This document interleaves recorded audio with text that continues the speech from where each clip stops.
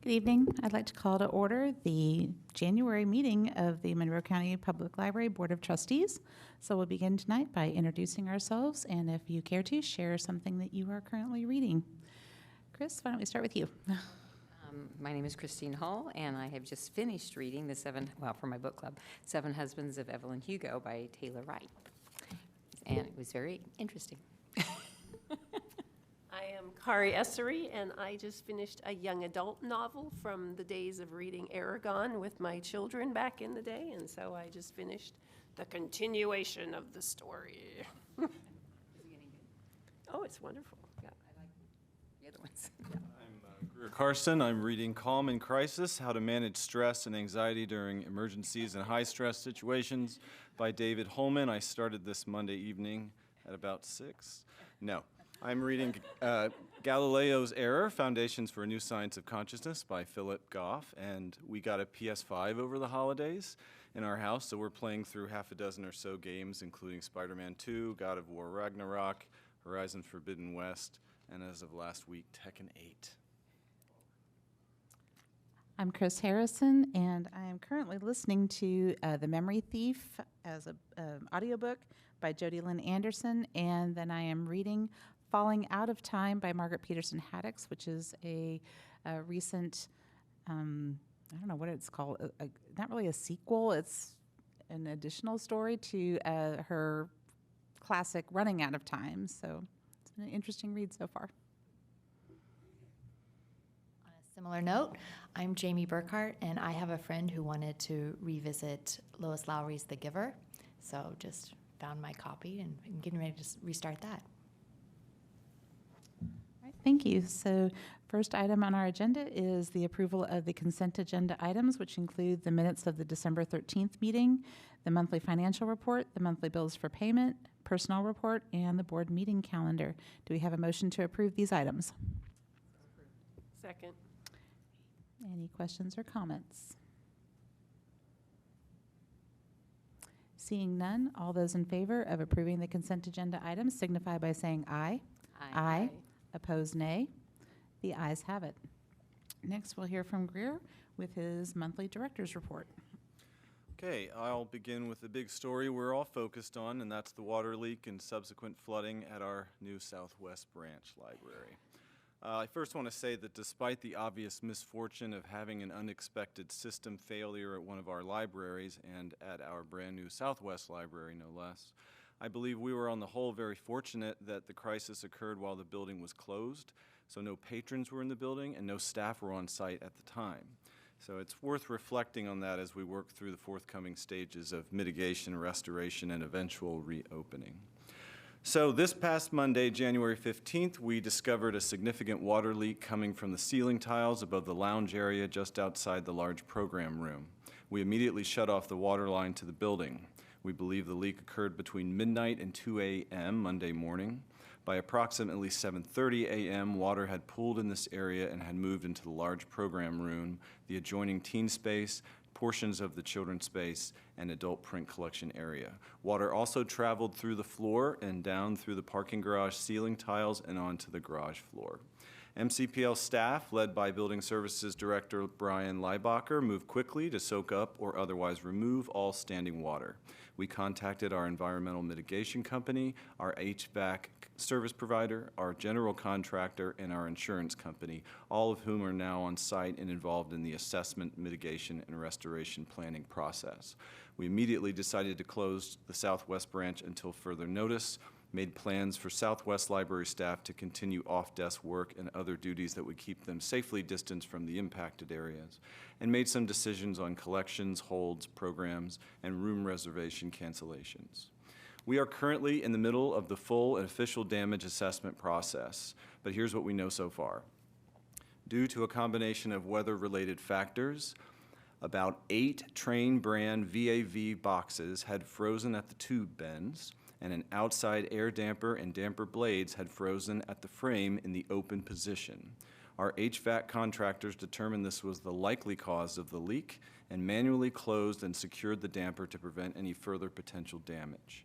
All other parts of the HVAC system and related facility systems were then checked and determined to be in good working order. Our unofficial assessment at this time is that the frozen open damper led to an excess of cold air traveling through the pipes, which then caused some of the pipes to crack and leak water onto the floor below and on down to the garage. We will have an official assessment of the cause in the coming days. In the aforementioned areas, and in addition to the HVAC system component failures, we sustained damage to our ceiling tiles, hard surface flooring, carpeted flooring, drywall and interior insulation, and some furniture and shelving. No collections were impacted by the leak, no public or staff computers or equipment were damaged, and no other physical areas of the library were impacted. While the majority of water-related damage has been assessed, we are still discovering some additional infrastructural impact of the flooding. As with any disaster recovery situation, these discoveries will undoubtedly add time and work to the reopening schedule. This is the main reason we can't yet determine a hard and fast reopening date. We hope to have a clear sense for that date within the next week or two. Our priorities for moving forward are threefold. First, complete all mitigation and restoration work in order to reopen to the public as soon as possible. This currently involves our mitigation and restoration contractors and our insurance provider, and will ultimately help us determine when we can reopen. It will also clarify for us exactly how and why this happened, and more importantly, what steps we need to take to ensure this does not happen again. Strasser Construction and Matthew Architects are also involved in the process. Second, maintain as many Southwest-specific services as possible for the public while keeping our public communication updates clear and substantive.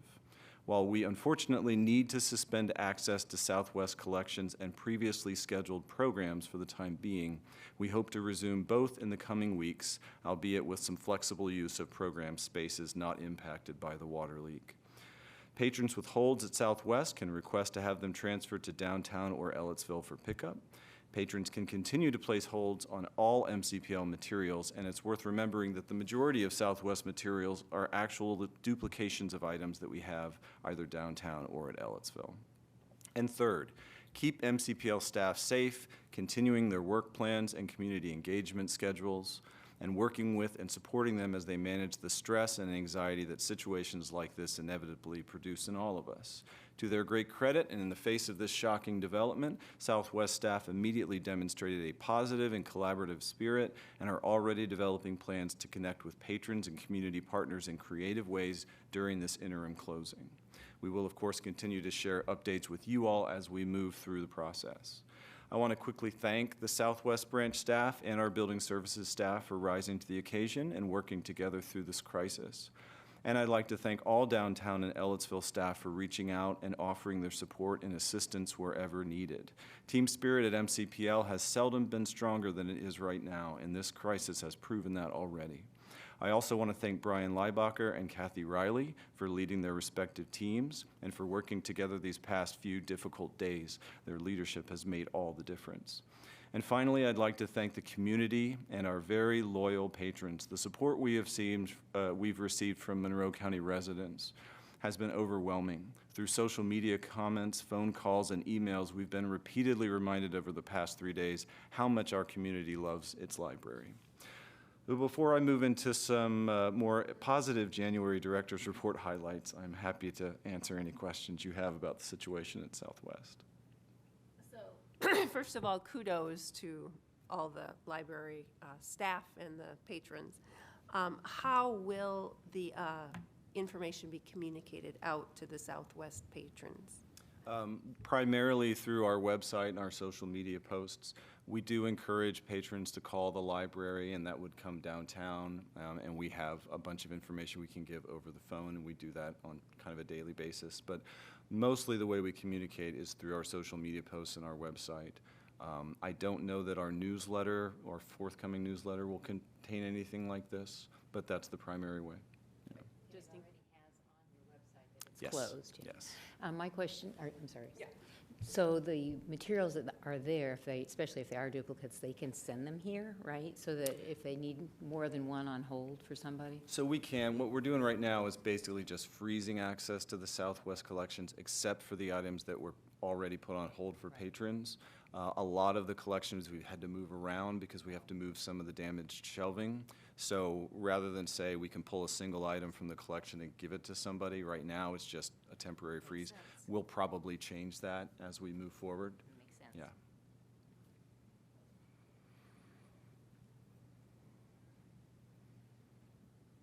Yeah. Okay, on to fun things.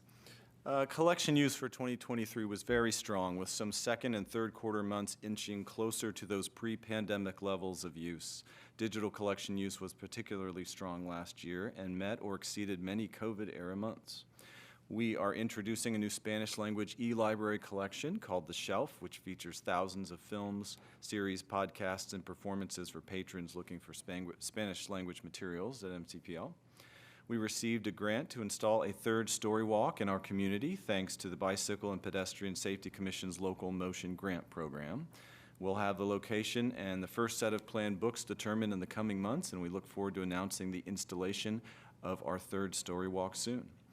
2023 also saw an increase of more than 1,000 items checked out to outreach patrons compared to the previous year. We received a generous grant from the Wall Family Charitable Trust for the purchase of 25 new rollators to add to our increasingly popular Mobility Aids Lending Library, or MALL. And we submitted our 2024-2026 strategic plan to the State Library. We have high-quality color booklet editions like this available at all service points. The PDF version is now posted to our website. Beginning next month, the director's report will be structured around the new 5 stated goals from this plan. And we're also happy to share that the State Library plans to cite our new plan as an example for other Indiana libraries who are working on their own strategic plans. Happy to answer any other questions about the director's report. Spanish books, are they Hispanic, I mean, for Mexican Spanish, or are they Spain Spanish, or? I'm not sure. That's a good question. It's brand new. I'll have to look into the resource. Yeah. I just had a couple comments. I wanted to say that I am spreading the word about that through our E&L programs in MCCSC, because a lot of them are bilingual. And just the sharing of the library just warms my heart with the toy swap and with the Knit for a Cause, knitting the thing. So go library. Yeah.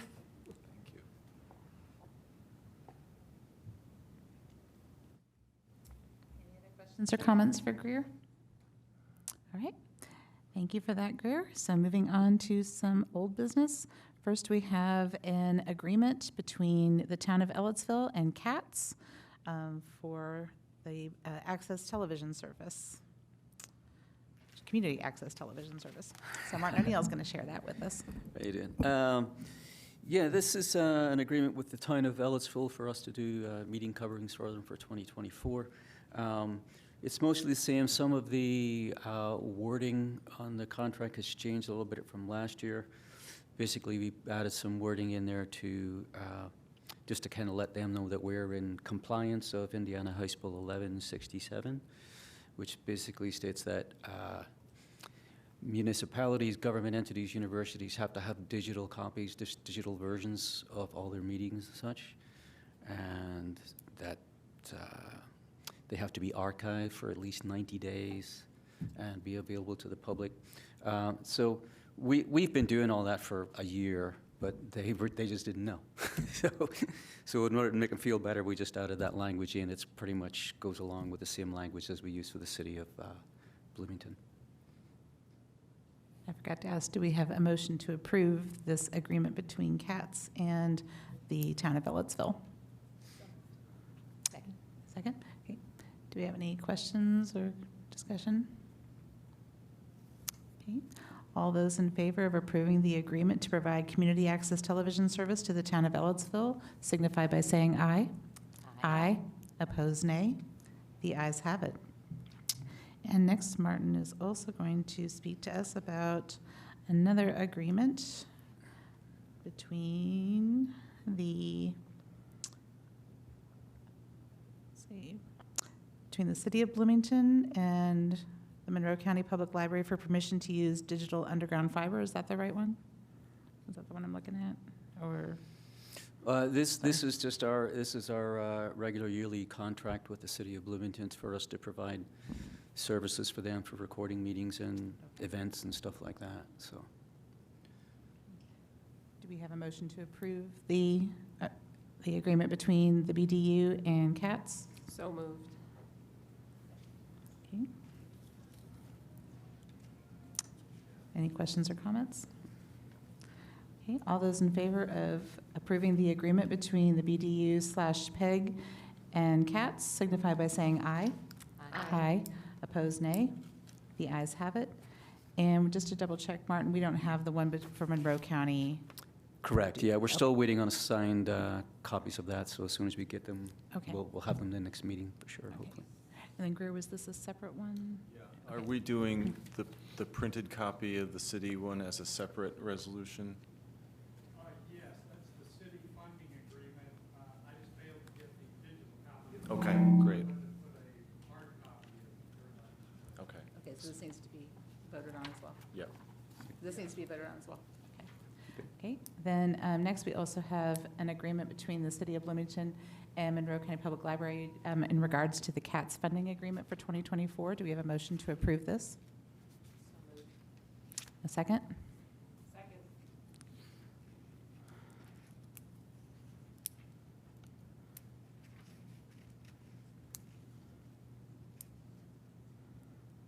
It's typical, correct? Yeah. Yeah, it is. Okay. I think the wording's exactly the same as last year. Do we have any questions or comments? Okay, all those in favor of approving the agreement between the City of Bloomington and Monroe County Public Library CATS funding signify by saying aye. Aye. Opposed, nay. The ayes have it. Okay, and then the next item is the 2024, thank you, Martin, Board of Trustees meeting calendar adjustment. And do we have a motion to approve this meeting calendar adjustment? So moved. Okay, and Greer, you're going to go ahead and explain that? Yeah, just briefly, now that we've adopted Juneteenth as a paid holiday for the library, it just so happens that our previously scheduled June meeting fell on Juneteenth, which was Wednesday, June 19th. So our proposal is to move it to the following Wednesday, which we've indicated in the updated calendar. That would be June 26th. Correct. Okay. Questions or comments? Okay. All those in favor of moving the June board meeting to June 26th instead of June 19th signify by saying aye. Aye. Opposed, nay. The ayes have it. Okay, and then moving on to new business. First item is a resolution to transfer the 2023 year-end funds to the rainy day. This is our I can't think of the word, remaining funds from the operating budget, correct? Yes. Okay. So do we have a motion to approve this resolution? Okay, and Gary's going to explain. So we have several resolutions coming up that have to do with year-end transfers between funds, and so the State Board of Accounts always looks for this whenever we do this. So for the first one, the transfer to rainy day, it's $1,245,827, and it represents the operating surplus from 2022 and 2023. We had about $807,000 from 2022 still remaining in the operating fund. And then for 2023, the operating surplus was about $438,000. So after the transfer, the rainy day fund will have about $2.2 million in it. And the $1,245,000 that we are transferring in, that will be accumulated over the next few years, and it will provide funding for a possible future service expansion. Any questions on the transfer to the rainy day fund? Yes. So I'm guessing that we did not transfer the money in 2022 because we may have needed it for the new branch. Is that correct? That is absolutely correct. Okay. Yeah, we actually transferred 240,000 Okay. of the 2022 surplus into the rainy day fund because we figured that we would need it to complete the branch project. Yeah, okay.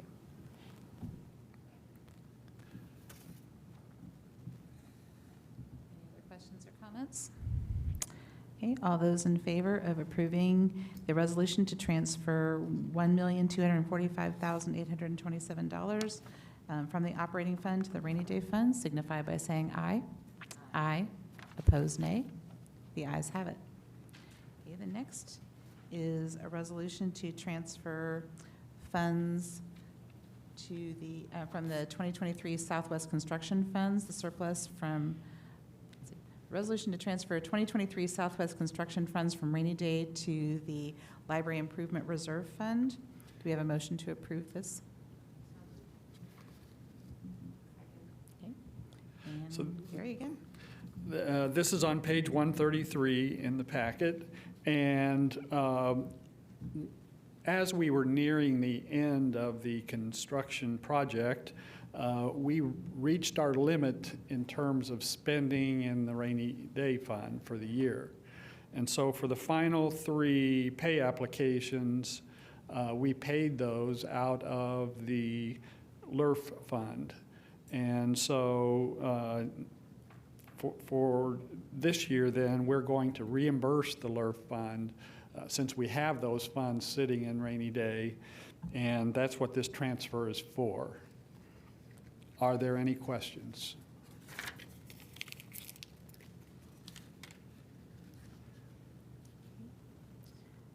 Seeing none, all those in favor of approving the resolution to transfer the 2023 Southwest Construction Funds from rainy day to LRF, or the Library Improvement Reserve Fund, signify by saying aye. Aye. Opposed, nay. The ayes have it. And the next one is a resolution to transfer program funds between restricted categories. Do we have a motion to approve this resolution?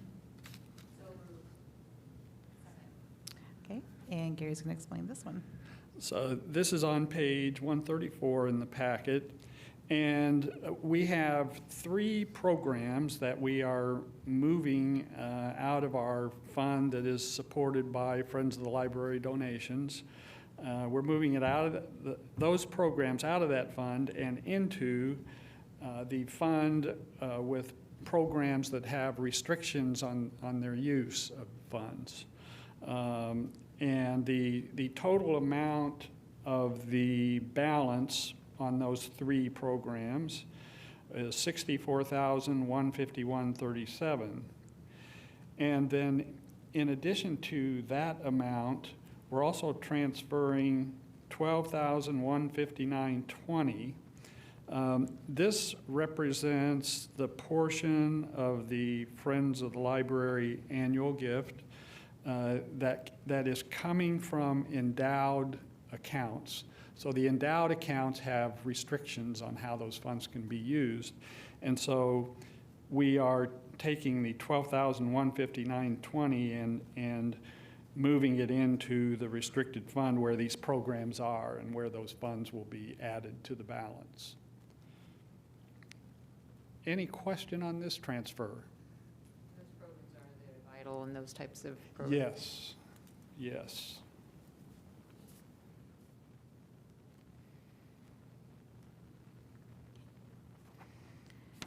All those in favor of approving the resolution to transfer program funds between restricted categories signify by saying aye. Aye. Opposed, nay. The ayes have it. And finally, another resolution from Gary, and this one is to cancel outstanding checks. Do we have a motion to approve the resolution to cancel outstanding checks? So this is an annual resolution, and we're required by the State Board of Accounts to look at our outstanding checks every year. And at the end of the year, if we've got any that are going to be over 2 years old, then we write them off or cancel the checks, put the money back in the funds, and that's what this is for. We had just 2 checks, about $300. Any questions on this one? All those in favor of approving the resolution to cancel the outstanding checks signify by saying aye. Aye. Opposed, nay. The ayes have it. Thanks, Gary. Okay, and finally, now is this an action item, the approval of this? Okay. And the next item isn't an action item, but it is an update. Recently, the Monroe County Public Library had an audit by the State Board of Accounts for 2021 and 2022. So Gary's just going to give us a rundown on how the audit went. So this is on page 137 in the packet, and we were a little surprised when auditors from the State Board of Accounts arrived to start their on-site audit the Monday after Thanksgiving. The auditors who were on site had the MCPL assignment added to their list late in the year, so they were a little surprised too. We had 2 auditors on site, and it was a more involved audit than the previous audit. The difference is that because of the bond sale in 2021, we are required to have an on-site audit every 2 years, starting with the one we just had. For the next audit, at the end of 2025, we will probably start earlier in the year because we'll already be on their list and they can be planning for when to do our audit throughout the year. So it won't be near as hectic at the end of the year. So the language that's used in the opinion that's on page 3 of the report is confusing.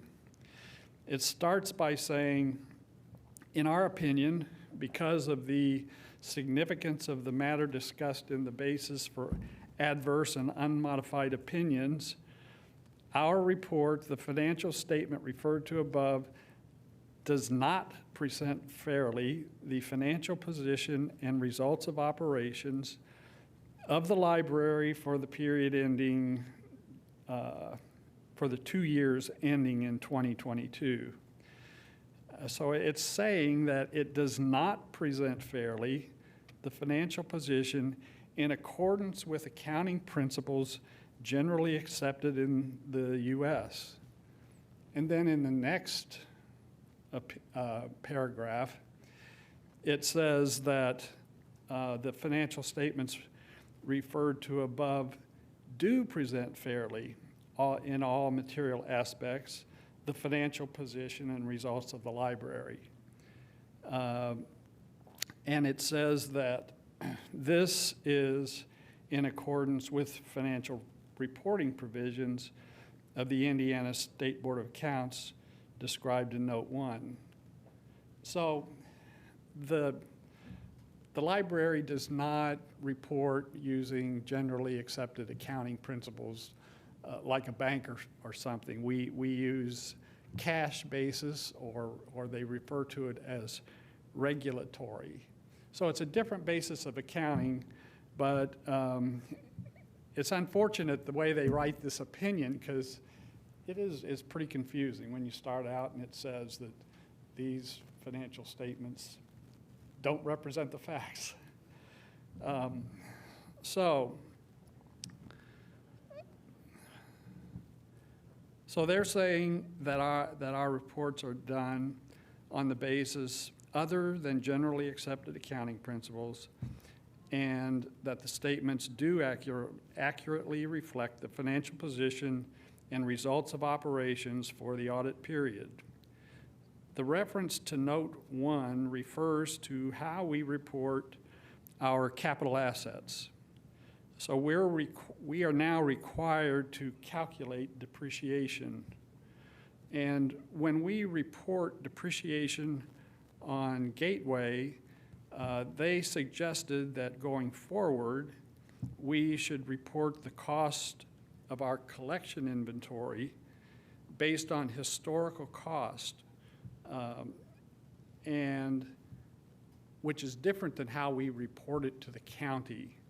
So we report our collection cost to the county because we're part of their books. We report it as net book value, or so the historical cost less the accumulated depreciation. So we've got two ways we're valuing our inventory, and they just, I reported it the same way on Gateway and to the county, and what they're saying is, go ahead and report to the county like you are, but on Gateway, use historical cost instead of net book value. So it's a little confusing, but that's what that note is about.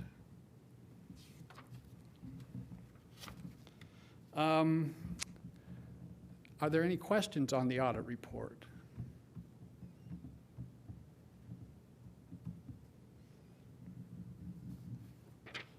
Okay. Very much, Gary. Thank you for also leading us through pretty much a clean audit. It was great. You're welcome. So, all right. So next, I'm assuming the last one, the policy update's a action item. Yeah. Okay. So next we have a policy update in regards to reservable spaces. Some of that's to include some of the spaces now that are part of the Southwest branch. Do we have a motion to approve this policy update? So moved. Okay. And Josh is going to describe the changes. Thank you so much. This is on page 174 of your packet. Earlier in 2023, we brought forth the new reservable spaces policy, primarily guided by Lorraine Martin and Deb Brewer, my colleagues. These aren't really big changes. At the time, if you recall, we tried to expand access to our reservable spaces by not simply limiting them to card holders, but when it benefits the residents of Monroe County, we could use an alternate ID. Particularly, Deb had noticed we get state representatives and stuff who want to come and meet their constituents and situations like that. So we started taking reservations for the kitchen and wanted to bring that forward. Those are a little bit different. We thought, given the high cost of the materials in that room and the probable use for them, that we would continue to require library ID for reservations of that space. While we were discussing this and reviewing it with my other colleagues, it sort of rose to the fore that we should probably do that with the Level Up studio spaces as well. Particularly the audio studios are a lot of very expensive equipment packed into a really small space. So the first change you see is under the reservations and cancellation space, where it says meeting rooms can be reserved online, by telephone, or in person with an MCPL library card or alternate ID. And the inserted text is Southwest Teaching Kitchen and Level Up Studios can only be reserved with an MCPL library card due to the associated cost of equipment in those spaces. The next change is 2 bullet points below that. Most of our meeting room spaces, patrons can book 90 days in advance. The teaching kitchen, for the time being, we're holding to 60 days in advance, and that's primarily about planning and programs and the partnerships that we're sort of juggling in a pretty limited, well, now very limited resource right now. So that is in there. And then the last change is near the end. We had a study room space policy that included before a studio space. And because we are going to continue to insist on a library card for the studio spaces, we had to break those out. So the study room spaces say they're available on a first-come, first-served basis by individuals with a Monroe County Public Library card or alternate ID, and the studio space, it just says for a library card. Yes, Kari. What is the difference between a study room and a studio space? Good question. A study room is an empty room with a table and chairs and sometimes a flat screen on the wall. So we have 2 on the second floor and 2 in the southwest space and a couple at Ellettsville. And so they're about the same size, and they use the same software for booking. You can book them up to a week in advance, but one of them is packed with recording equipment. Thanks. Yeah, I know. It's they were the same policy for quite some time. This is the only change that made us separate them out. We have is that, you know, a study room with a table and chairs and a flat screen monitor could sustain damage, but not a whole lot, not super expensive equipment to replace. The studios are very different. There's a lot of equipment in there. There are hardware peripherals, there's mounted equipment, there's a lot of software. So the relative cost is much, much higher. So it's safer for us to be able to tie that reservation to a library card. And the library card has the patron's address and telephone number and important things like that. Correct. Yes. Any other questions or comments for Josh? Okay, all those in favor of approving the policy update for the reservable spaces signify by saying aye. Aye. Opposed, nay. The ayes have it. Okay, thanks, Josh. Thank you. Okay. The final item on the agenda is a slate of officers discussion. We've kind of already had a discussion about this, but at next meeting in February, we will officially vote on the slate of officers. Right now, the proposed slate of officers would be for myself, Chris Harrison, to stay as board president, Jamie Burkhart to retain her position as board vice president. Kari Essery is going to take over for Dave Ferguson, who is leaving the board as treasurer. And Chris Hull is going to join the board officers as secretary. So again, this is just a slate of officers. Of course, other people can nominate other folks if they wish, but we will vote on that in February. So at this time, there are no department updates. And before we get into public comments, I do just want to, even though he's not here, but to thank Dave Ferguson for his many, many years of service to the Monroe County Public Library Board of Trustees. We're very grateful for his knowledge and insight and his dedication to the board and to the library. So again, he's in Costa Rica enjoying a vacation, maybe not coming back, I don't know. It's up to his wife to make the reservations to return him, so he may or may not be here. We're hoping he'll stop in February. Let's just give Dave a quick round of applause for his service. And we also, at this time, we have our newest board member, Amy O'Shaughnessy. Is that correct? And she's just here in the audience to witness what goes on. So we'll look forward to having Amy join us next month. So at this time, it is time for public comment. Do we have any members of the public that would like to step forward and address the board? Seeing none, do we have a motion to adjourn our meeting? Okay. All those in favor of adjourning our meeting signify by saying aye. Aye. Opposed, nay. The ayes have it. We are adjourned.